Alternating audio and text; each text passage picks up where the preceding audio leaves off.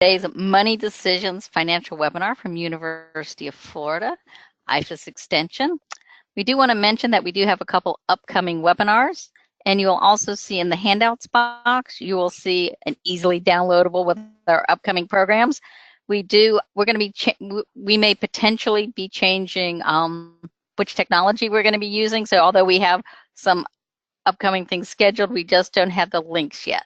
So more on that soon. So we hope to see you in Julie, September. we're showing the links, so we're not going to, those links are not correct? Yes, they are. But in the handout. Okay. The handout's got the current links. So no, those links are correct. It's for the ones after September, after we may or may not change technology. So we hope to see you in September at both of these.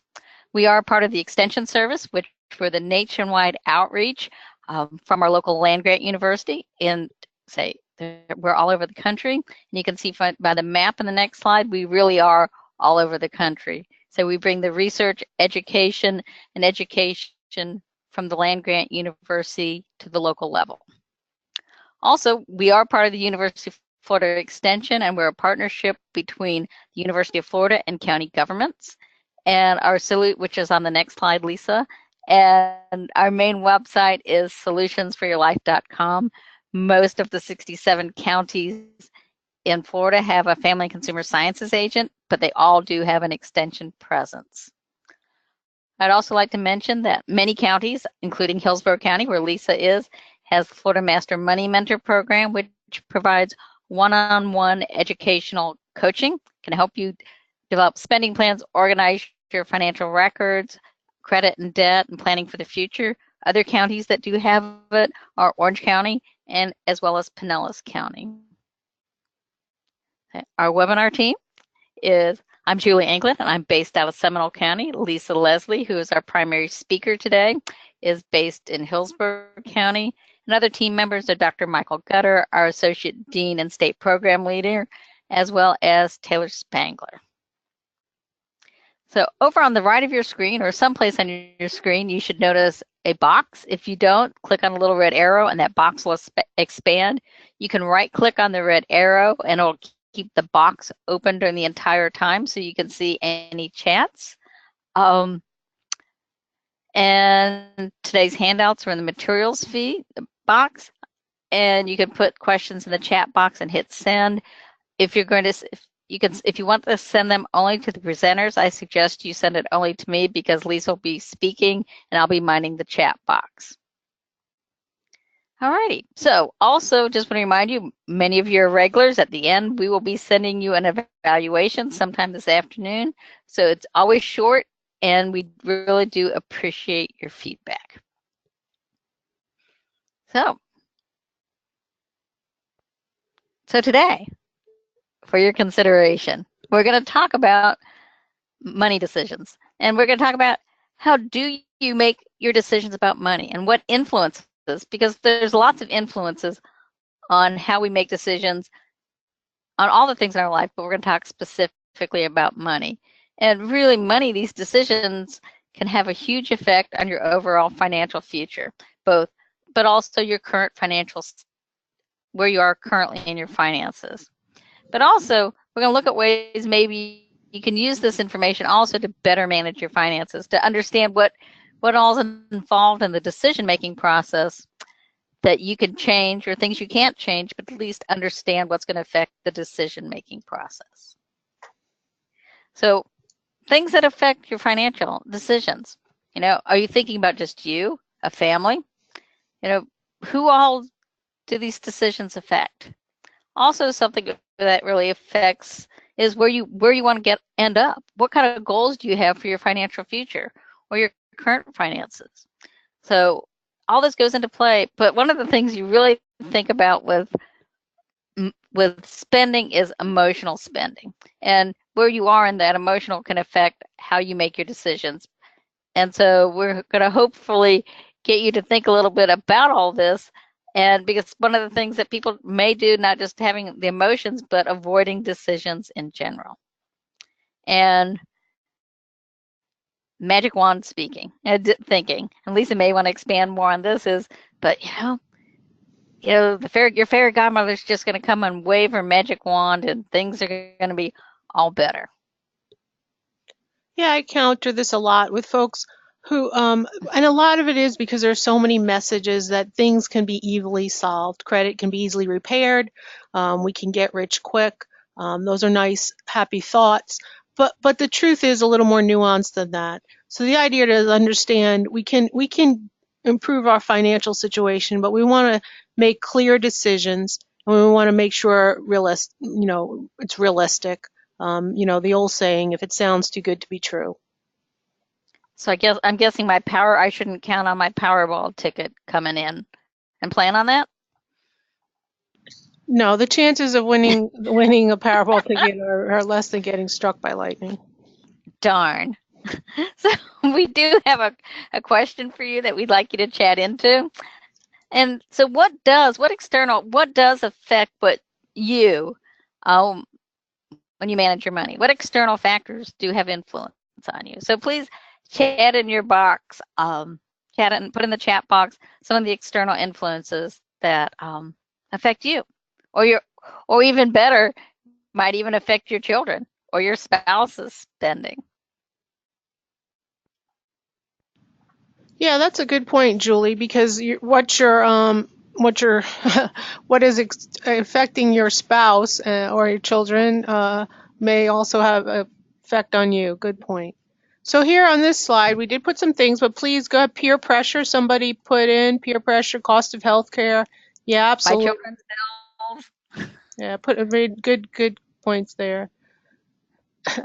And there can be good and bad things. Yeah, and sometimes, and that's an interesting point. Some things some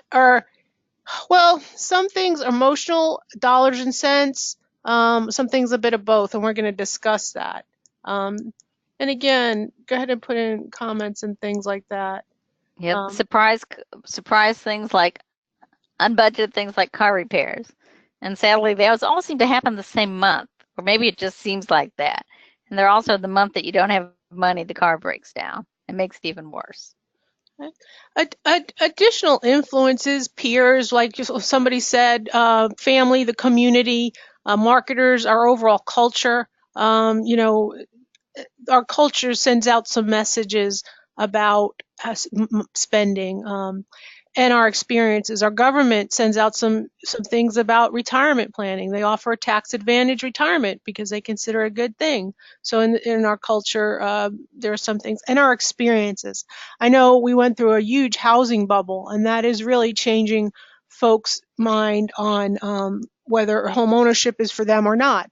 Now, is that just because what they've experienced? So some of these things just have an influence we just need to be aware of, and we'll delve in a little more. So let's think about making a purchase. Somebody made a comment there. So something like clothes or automobile, think about that, or something you recently purchased that cost a little bit of money. I like good comments there about gift buying. So suppose it was like an automobile or clothes. How do you make that purchase? Is it based on function? Is it make a statement about who I am? Are there other things? Perhaps is it economic? What's the reliability? Or might it be a combination of all? And somebody said based on need, not want. Some people surely, if they're living, very meager assistance, a lot of things, it's based on I need this or I don't need this. But you'll notice as I look out my window, there's all different types of cars going by. So I know that it's more than just in some are economy, some are bigger. So there are different reasons that people make decisions. I know we're not all dressed alike unless we're wearing a uniform. So is it always on function? I know for some things, with clothes especially, if you do a lot of sports activities, you start thinking more of function as well as aesthetic. Though I'll tell you, it's nice to look both, function and that. So just think about, how do I make a purchase? What's built into that purchase? What am I buying? And we're going to talk a little bit more about that in a minute. And thank you for all the good comments there. Yeah, need, not want. Okay, advertising appeals. So now we're going to kind of go back and forth. How do the external influences, how might they affect us? And do share your ideas. So emotional appeals. Some advertising appeals, some typical types of appeals: social acceptance or peer approval, status, excitement, fear, parental responsibility. And we're going to show some examples of that. But for instance, excitement. I mean, we've all seen different products. Boy, those folks are having a heck of a party just cracking open a can of soda. Or, maybe football. You've seen advertising for a sport event. Wow, if I watch this event, I'm going to be part of a big party. It is going to be exciting. It's not just going to be me alone eating a bag of Doritos. It's going to be a party. There are other types of appeals as well, natural cravings. And I'm so glad when Julie added this, she didn't make the ice cream too appealing. But there are other types of things, you'll see natural cravings, a desire for bargains. Recently, it was probably a month ago or so, a big online outlet was just emailing me all day about it being some kind of bargain day, and there were all kinds of bargains. Hurry up, get in on this. And then pleasant associations, vacations, home furnishings. So those are some of the kind of appeals that do come to us. And then somebody made a point about need and not want. And again, the line can get a little blurred. What do I need? What do I want? So we're going to take a look at some advertisements. And as we look at them, take a look and say, what are they selling? And really, what are they selling? What are they associating with the product? Who's the target audience? And anything else interesting. And I like this here, who's the target audience. They do definitely want to go right to someone and really target. And nowadays, you can really target things to particular people. But these advertisements, I'm going to show a little more broad, and then we'll talk about more specific type. But take a look at this. Okay, let's take a look at this. What is being sold here? What product? What service? What idea? And go ahead and chat in what you think.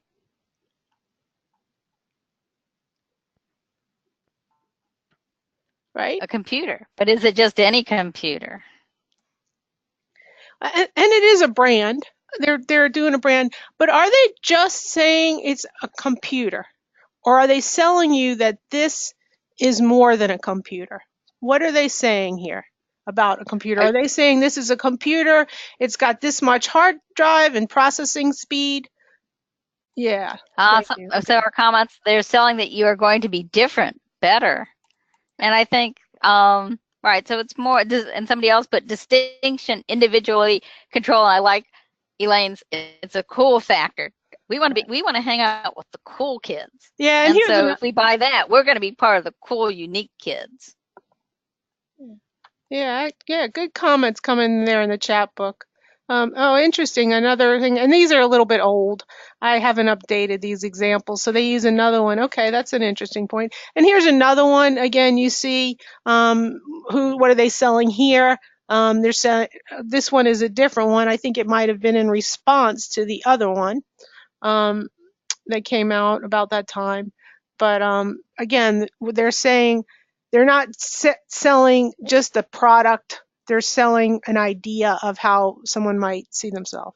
Here's one. This one is my favorite. I love this one. What are they selling here?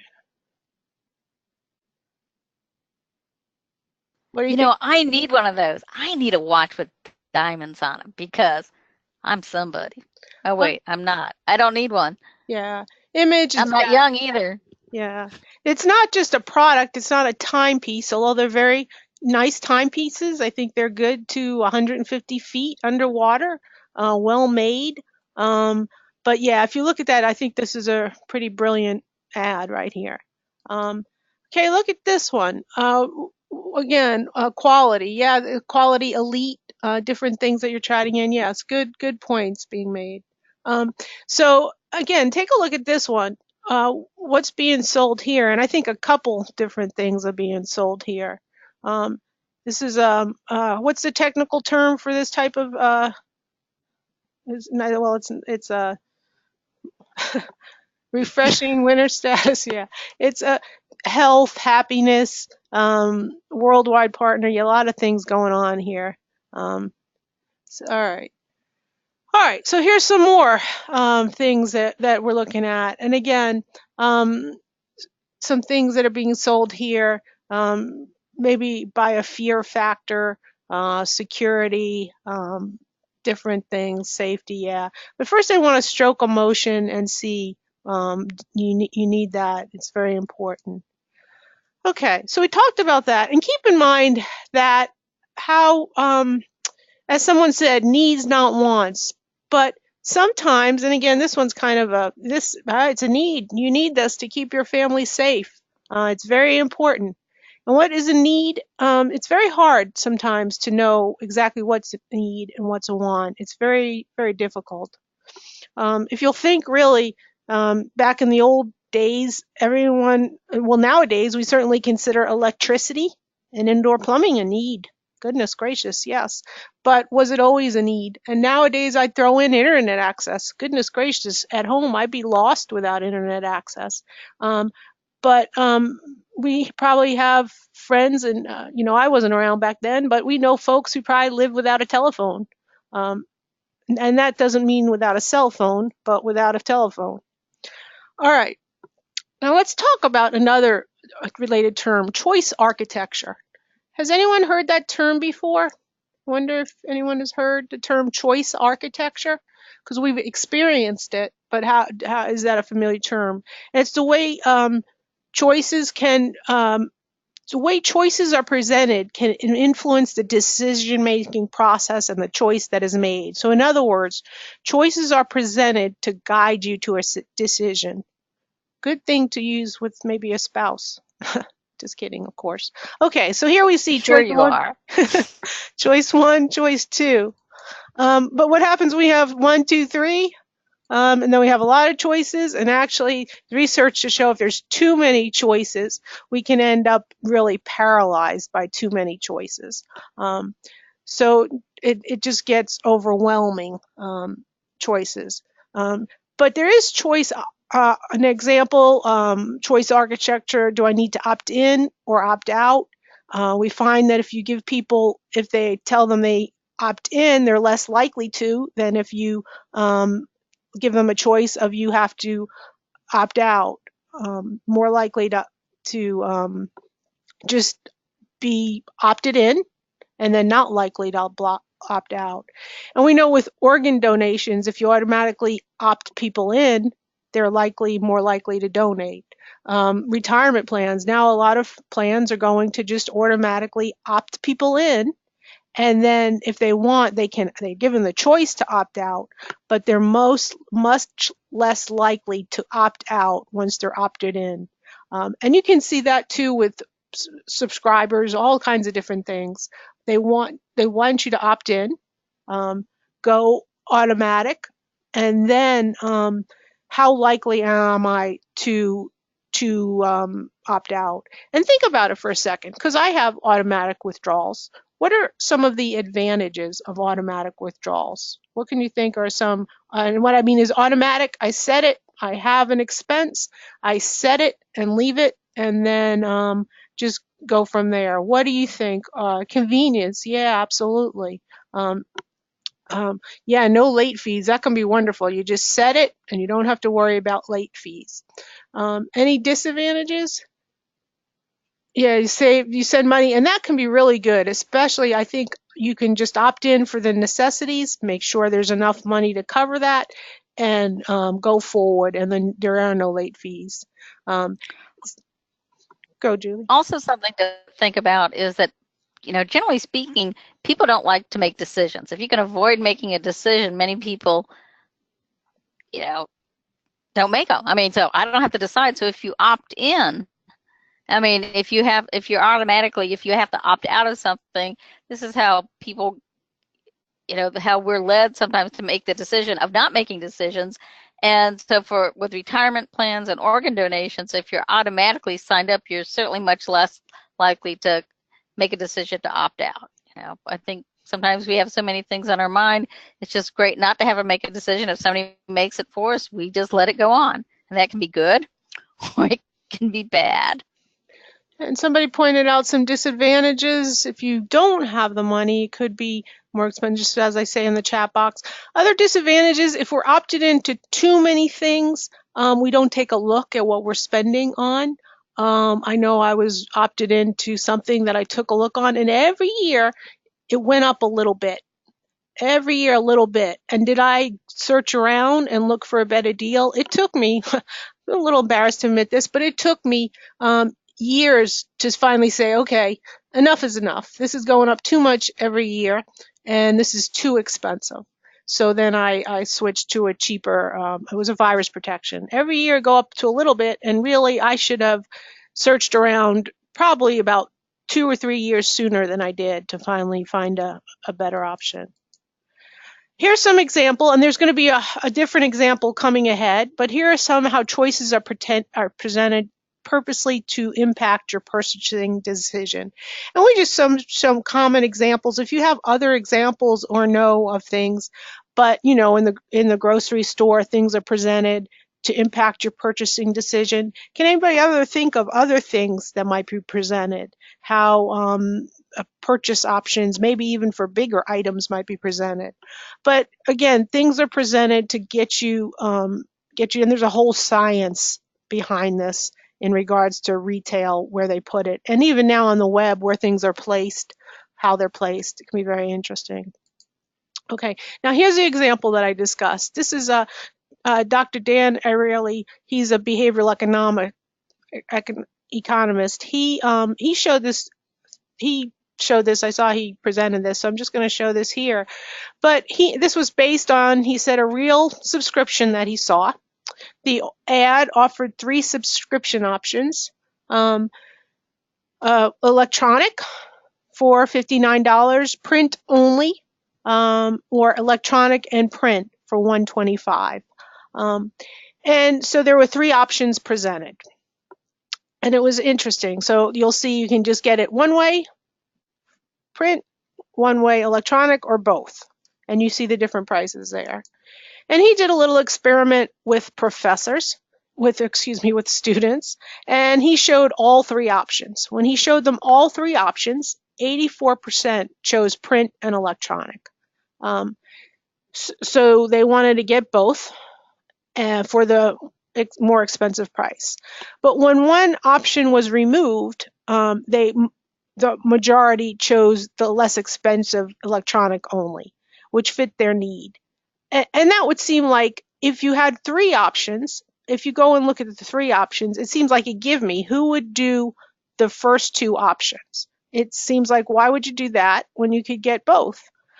But that third option was just presented to move people towards that option. Those other options were just there to move people towards that option. It was just a false choice there. All right, so just think, again, this was a real example, and according to what he said, this was a true example. Okay, so some terms to consider. Psychographics, it's a study and classification of people according to things like their attitudes, aspirations, values, fears, and it's used in market research. And where can you find information about where could information about a typical person's attitude or values? Do we let folks know about our values anywhere nowadays? Anybody commonly put this information? Yeah, media. But where can somebody find out about us? Is there anywhere? Well, Facebook, right? Okay, if anybody looked at my Facebook page, would they be able to see what I might value, what I fear, what my attitude is? Yeah, good. All right, so, and there's other places as well, but this is used in market research. And targeted advertising, been around for a long time. It's to reach individual consumers or population segments based on their psychographics, demographics, and behavior. And demographics has been around for a while. In the olden days, they'll put an ad in the paper and in a region, and hopefully attract people. It was a pretty broad ad. But nowadays, they can have advertisements specifically targeted towards very specific segments. It can be very specific. And go ahead if you have comments or want us to unmute you, let us know. And Julie's putting in good comments. Okay, have you ever thought about what your personality is? We've used this term before. What is your money personality? What am I like at deep level? What do I really? How do I handle my money? How do I make purchases? It's good to know our money personality because marketers do study our habits and market to their personality. They market to our needs or our perceived needs. They also create needs and wants. And they market to our self-perceptions. Am I adventurous? Am I charitable? Am I an environmentalist? Am I risk adverse? Yeah, good thing. I'm frugal, so I would want, I would want a bargain. I'm not going to buy anything unless I think it's a bargain. There's an interesting, and at the end of this slideshow, there's the link to that. But there's an interesting study where they were promoting this hot chocolate, and when they presented the hot chocolate by the campfire, it attracted people who were thought they were outdoorsy. Yeah, I like hot chocolate. But then when they put that same hot chocolate and put it inside in a nice restaurant, people were less likely to choose the hot chocolate. People who thought they were outdoorsy didn't identify much with the hot chocolate. It was very interesting. So how we see ourselves can really target what I see myself as outdoorsy. I think hot chocolate and a campfire, okay, that's me. All right, some examples from Money Habitudes. I don't know, has anybody ever used the Money Habitudes cards? They are a product sold by Sybil Solomon, who's an accredited financial counselor. And anyway, she sells these cards, and they're not definitive, but she has used them with focus groups. She's focus grouped them to try to get them to be pretty accurate, and they're a really good conversation starter. But something is to define what our personality is, and then say there's good. It's nothing wrong with having a personality that status is a dominant personality trait. Goodness, maybe I'd dress a little better if I worried about that. And certainly dressing well, showing status can be certainly a good tool to get you ahead in life. It's a very good tool. But we need to know, okay, if I'm status oriented, am I vulnerable to testimonials? Am I vulnerable to the new and greatest thing? Can I balance that? And yeah, as Julie said, she's typing in some good comments there. If security is dominant, and certainly I am somebody who is risk averse, and your personalities, it probably does tend to change. Goodness, there was a day when I was free spirited. That day is gone. But security is dominant. Are we more likely to buy the warranty for everything we buy? Are we like to get insurance, over-insure ourselves? Because while a certain amount of insurance, especially to cover catastrophic costs, is important, do we insure for every little thing, which is not cost effective?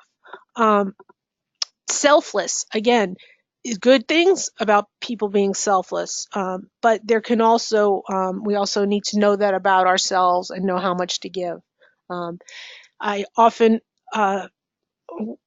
work with people who are give so much that they are then unable to care for their own financial needs, and this is not sometimes in regards to grown children or other family members. So it's important to keep things in perspective. And again, if that is their choice to be selfless, they just need to make a conscious choice that they will give, and that may affect, maybe they'll have to keep working and not retire. It just needs to be conscious, realistic decision. So again, know yourself. What are your triggers?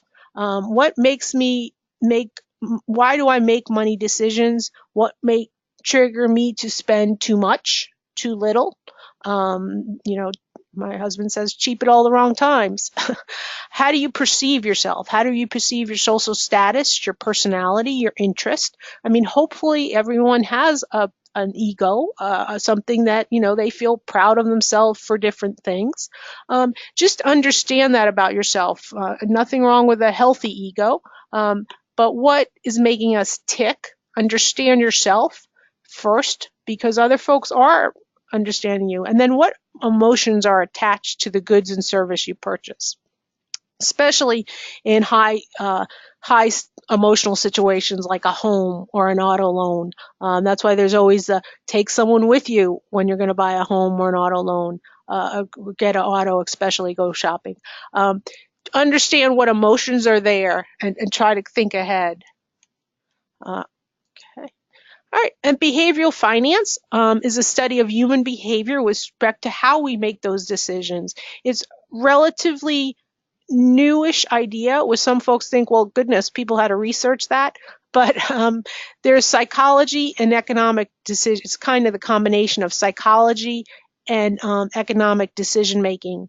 If anybody's not read Daniel Kahneman's book, Thinking Fast and Slow, he was one of the early researches into all this, and it's really fascinating. And the idea is that how psychology impacts economic decision making. And what they found is that definitely that people, even economists, are not always, they do not make the decision the truly logical decision. Okay, so studies show that, as I said, not always our personal finance decisions are not always based on careful reasoning. And this is when they surveyed and studied even the most rational, you'd think the most rational demographics, such as economists. Human biases and emotions cause us to make errors. And throughout history, there's been some really interesting ones. And some causes, we're just going to go over a few things here. But there are more, at the end of this, in the last slide, if you go to that website, they do offer, if you subscribe to their newsletter, they give lots of difference. But overconfidence. For instance, I can time the market. I know, I know I'm going to know when to buy and when to sell. And there has been some amazing research that shows that timing the market over the long haul does not usually work. And it's fascinating. What they found is that, for instance, index funds, which track an index, passive investment, not designed to time, just give diversification, do better over the long haul than other instruments. And when I first read that in some of the research that Daniel Kahneman pointed out was truly amazing, because it was some of the research was pretty overwhelming. Loss aversion. We like to win. We hate to lose. It really causes us regret. And somebody risk averse. That's me. And on the same token, there with in investing, that can be problematic if we don't take enough risk, if we're afraid to lose, if we hold on to a losing stock, or even if we don't take enough risk.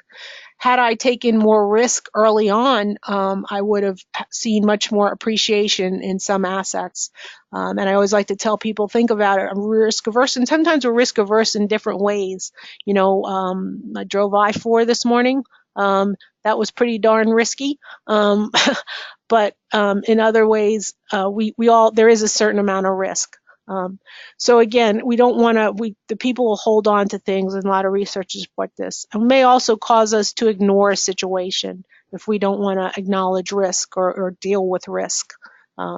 So important to understand our feelings of that, and then diving in. And then some other herding. stock market bubbles. People herd, they follow the pack. There have been lots of bubbles, amazing stories of bubbles, even dating back to like the 1600s when everybody was investing in tulips. Amazing, you wouldn't think, but it was a huge, huge investment. And then finally everything came crashing down. And we think, well, tulips, really? But think about all the bubbles that we've experienced. And when I say tulips, I meant like the flower. But think about the bubbles we've experienced where things went up, up, up. Companies that really may have had no value, extreme levels, because, hey, it's the hottest thing. We've all got to buy. And that's the thing. When we follow the herd, we're buying when things are high instead of, we're buying high and we're going to end up selling low. So another kind of era, familiarity. Invest in your company stock. I think we saw that with Enron, and just think, well, I know this is a good, solid company. I'll stick with that. And again, if anybody has other examples or things, because some of these things, like we mentioned earlier, decision paralysis, other types of errors or other examples of this. So what's important as a family and or as an individual, but think if you're thinking of a family, what is our situation? And this, I can tell you, I've learned this the hard way. It's very important to communicate with your spouse. What is our situation? Not my situation or how I see it, but what do we together care about? And how do we see ourselves in today, a year, 5 years, 10 years, and what are our goals? And again, important to plan together, and sooner the better. I know we are probably in need of an update, a family meeting, a good thing. Get together at the family, plan some goals for a little while, and we always like to say, make it make it a SMART goal. Anything could be a SMART goal. It can be a trip to Disney, but don't just say, I'm taking a trip to Disney. Say, how much is it going to cost? What's our target date? Is this realistic? Can we afford a trip to Disney, or should we just make it a trip downtown on the Riverwalk? But once you do decide, make it specific, set a target date, set an amount to save that's realistic, and then discuss the benefits. So if we had here, I give this example that's shown here. A car, down payment for a car, if we did $300 for 24 months, that would give us $7,200. And there'd be a nice benefit in having a down payment, avoid being upside down on an automobile. So it could have some benefits for saving. Also, I just put in the text box something to think about when you're doing this goal planning and you're saving for a car. Don't just make the assumption that just because you both think you need a car, that you both think you need the same type of car. So, for example, your spouse might be thinking, I want my hot, two-seater convertible. And you're thinking that, you're thinking about getting pregnant a year down the road or something, that a two-seater car is not going to be practical. So really having, even just writing down, it was kind of interesting. There used to be in one of our finance programs, there was an activity one time where you each get 3x5 cards and write your top 3 goals down, and then you look at them. And it's always kind of nice. People are always interested. It's like, oh, I didn't know that's what his top priority was. My top priority was this. So not only having goals, but even maybe more specifically what within that goal. Yeah, good point. I didn't know. Sometimes you didn't know, even if you've been with somebody for a long time. So it's very good point. Exactly. And here's a little clue that's what you wanted. And here's maybe a little what you could use to sketch out your goals. And I like where rank the importance. I think that's a good idea. And again, think of goals that are a month away, 6 months away, and then in the long term as well. Maybe even some you're not quite ready for. You could start. They wouldn't be a SMART goal yet, but it's a wish goal. You're in the wish program. So some of them, and others, understand that if you take a small step towards it, that's important. But something to do with a spouse or family. And understand family communication, common goals, try to come to consensus. one car isn't going to work for both. Maybe one type of goal, try to have some goals that you're working that come to consensus, acknowledge the differences, share, compromise, listen.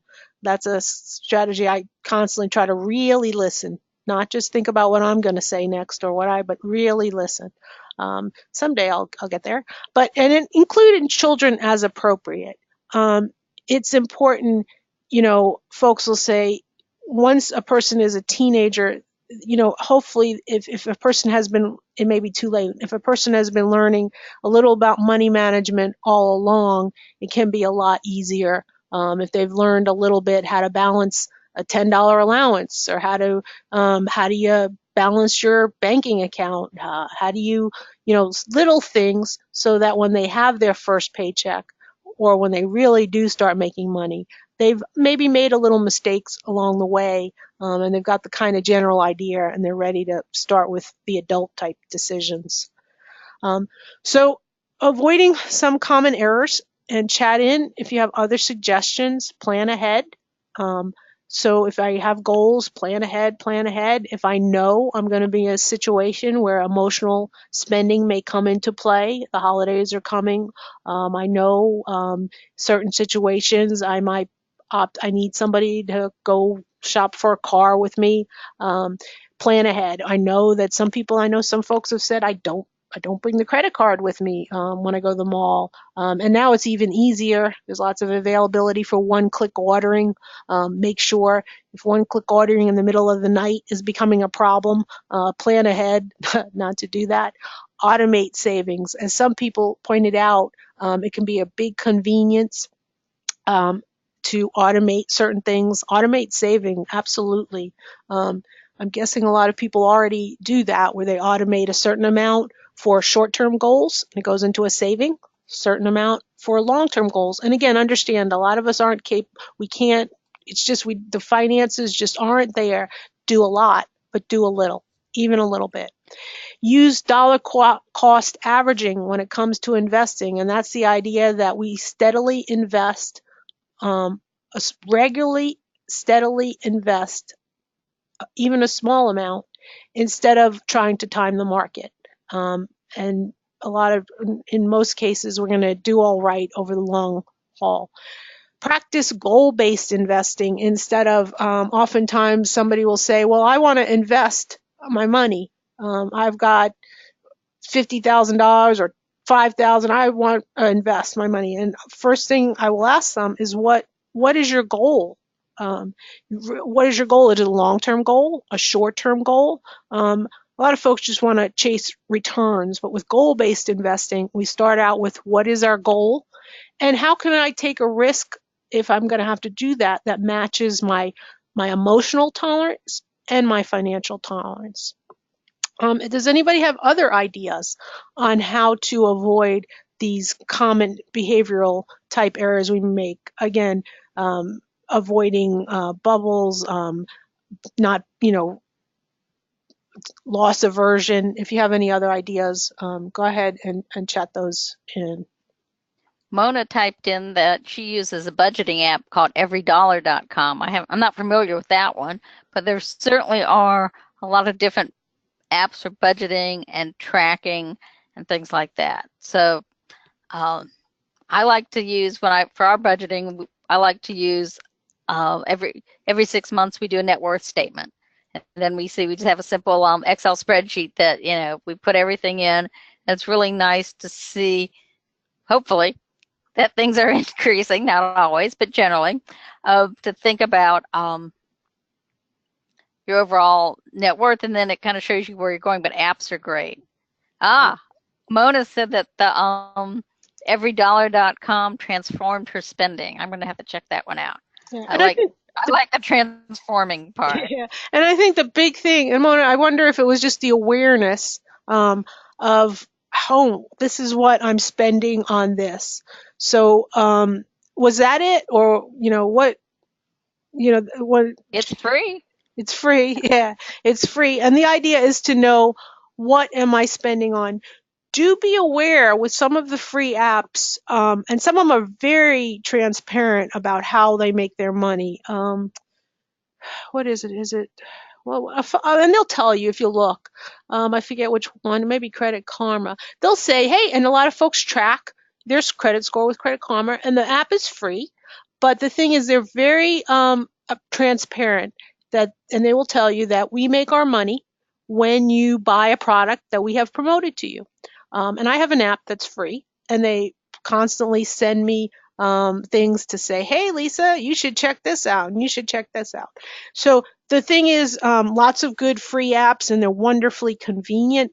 Do be aware, though, of the app, and that they will promote other things to you, and just make sure it's an app that works. As I say, they can be transforming. I know people who use apps to track different things in their life, and they have transformed them. Okay. All right. So examine your expenses. Again, an app. If anybody needs an Excel budget sheet, let me know. Use something that works for you, that you're going to use, because no point in saving a bunch of receipts, no point using an Excel spreadsheet if that's going to work, if that's not going to work for you.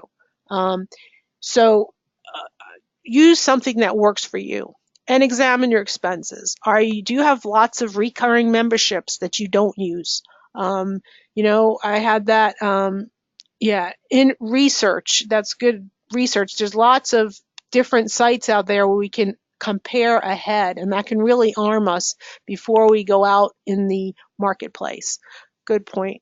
And pick a couple categories. And a lot of times when I speak with folks who were looking for a Master Money Mentor education session, they'll know ahead. They'll say, well, I have enough money to live on, but I don't know where it's going. And when we talk further, they'll think, oh, I think though this one category I do spend a lot of money on. So a good idea to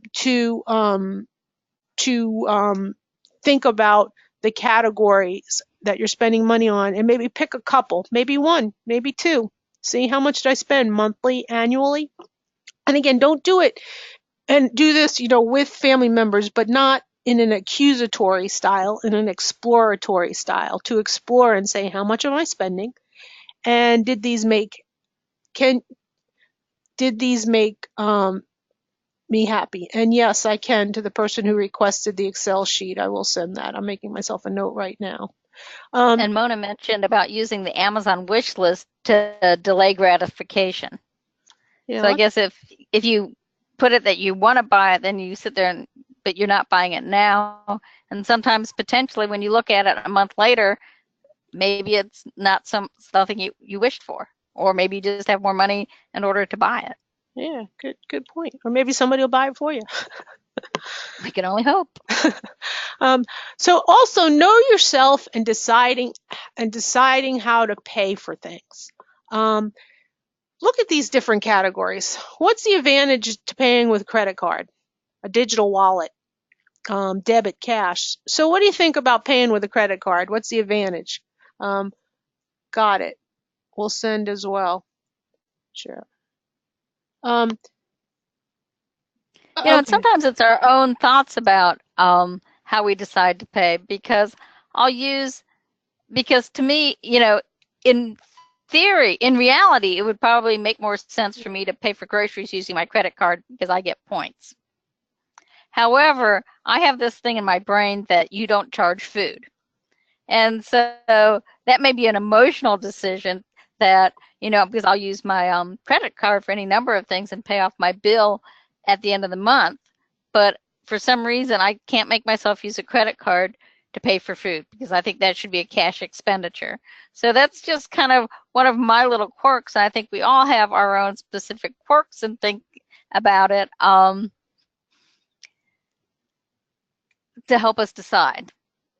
Yeah. Because it wouldn't make any difference one way or the other how I bought it, but I'm just unwilling to do that.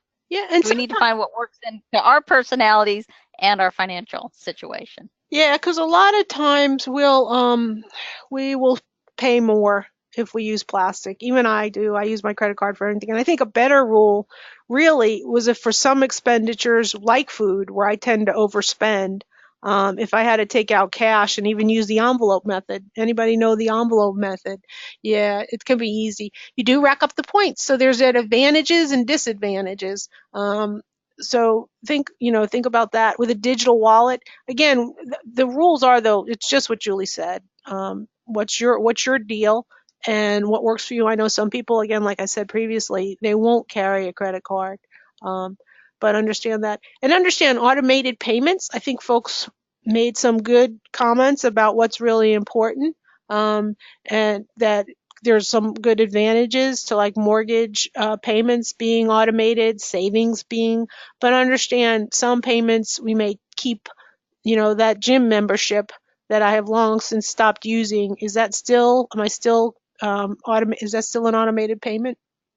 So good comments there in the chat box as well.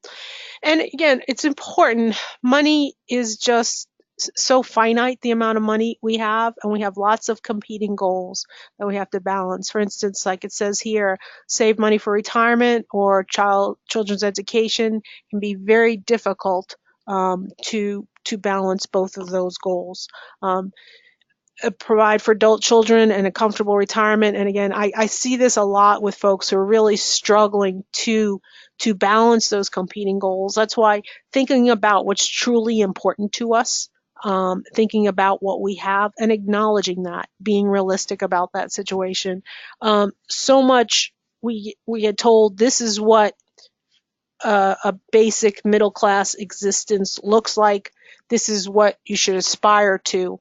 The truth is, it's very difficult to have all the things in the basic middle class existence, especially when incomes can be modest. And the one I still, even though I'm not much of this free spirit anymore, enjoying the day and saving for the future, because we don't know what the future will hold. So some critical steps. Hopefully this webinar was what you wanted. If it wasn't, I did put a question, and please do. If it was not, please just take a minute and say, nope, I thought I was looking for something else. But some critical steps that we think about are to think about how and why money, how do we manage our money, how it will be spent, how and why are we doing this. It's very surprising that sometimes we're doing things not really for the reason that's put on the table. Make sure we understand our decisions. Make sure we're tracking, just as y'all said, with apps or whatever way works. Have an emergency fund. Very important place to start an emergency fund. Automated savings for the little things. Manage credit and debt. People mentioned some ideas for low interest.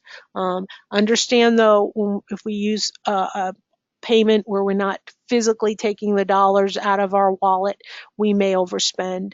And save and invest for future goals. And just some parting things. Advertising to your emotions can be very expensive. Study your choices. Don't choose something just because it's the easiest choice, but do try to make a choice. I know analysis paralysis isn't a good thing. And make a decision that's best for you and your family. It should be best on what's good for you and your family, not what was great for my neighbor, because that may not be the best choice for you. And here's some links. This was a very interesting study. The bottom point there, if you can't get the Journal of Consumer Research, there's a link to the Harvard Business Review. That one is readily available online and gives a summation of the journal article. And the other website is Dan Ariely, and I'm sorry if I'm not pronouncing his name correctly. He's a behavioral economist that has a lot of interesting information. So I don't know if anybody has any parting comments or questions. Please don't forget the evaluation. We do need your constructive criticism, so please complete that. And think about attending the next webinars. So if anybody has any comments, we'll hang out. Any questions, anything you wanted addressed, we have 6 minutes. We can address questions if anybody wants. I did note I've got 2 that I will send the Excel spreadsheet. UF has excellent, very old-fashioned money management calendars, but some people have said those work really good as well. How to become a money mentor, and let me see where are you located? You would want to contact your county extension office, or and see if they have a Master Money Mentor program. And if not, Taylor Spangler is a statewide coordinator. But I'd start at the local situation. So it depends on what county you're in. If you're in Hillsborough County, you contact me and I put you on a list for future trainings. We just completed a training recently. And what that is training, let's see. Any sites to compare TV cable services? I don't know. Not that I know of, and TV cable can be really frustrating. And they're actually certainly somebody that you need to keep talking about places that one month you blink and your services went up $10. So I don't think there specifically are. And my personal suggestion from past experience is that you make sure that you write things down and make sure that you have notes just in case of something appears that you didn't order. Okay, Mona said get Roku